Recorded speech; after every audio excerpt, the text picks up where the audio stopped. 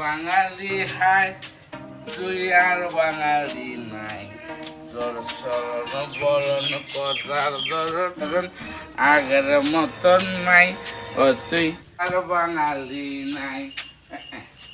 বাড়িতে আরো গেছিলি আয় রে ব্রেক ছাড়া গাড়ির মতন শরীর। বজু তোর বাড়ি হারে গেছ বাড়ি মোট সেলুট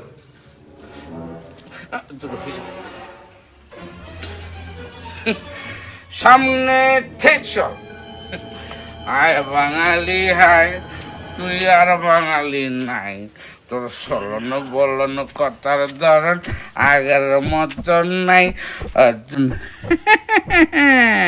কি গো কি দেখছ? হ্যাঁ দেখছ? হ্যাঁ এই দেখছ এটাকে কি বলে জানি? হ্যাঁ এই ইলিশ, ইলিশ এটাকে বলে শীতল মাছ। শীতল মাছ এটা বুঝছেনি ওইটাতে শীতে শীতে সাঁতার কাটে। আইজা ধরে লই আইসি শীতল মাছ। দেখি তো শীতল মাছ শীতে থাকে, যেদিন একটা রস থাকে ওই দিন কি বড্ড বড্ড মাছ লাগে কেন?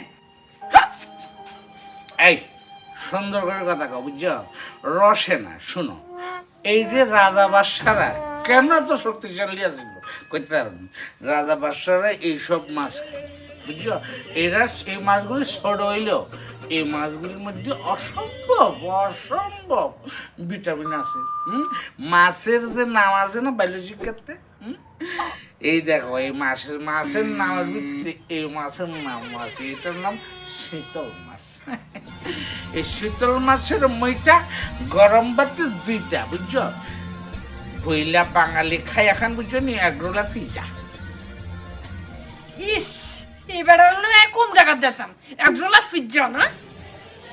এই যে তোমার বুঝছো তোমার আমার কেজন সারা আর কোনো কাম নেই, এই মাছ লই জন্য সুইটিপতির গাঁড়া দিয়ে আই বুঝছা।